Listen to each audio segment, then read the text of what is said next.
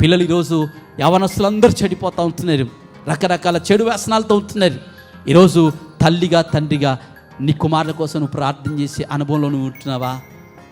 ఏ దినమైనా నీ కుమారుని కోసం నువ్వు ప్రార్థన చేసి ఆ దినం ముగించబడిందా? అయితే ఈరోజు నువ్వు ప్రార్థన చేసి తీర్మానం చేయి, ప్రభువా నా బిడ్డ కోసం నేను ప్రార్థన చేస్తానయ్యా, నా కుమార్తె కోసం నేను ప్రార్థన చేస్తానయ్యా.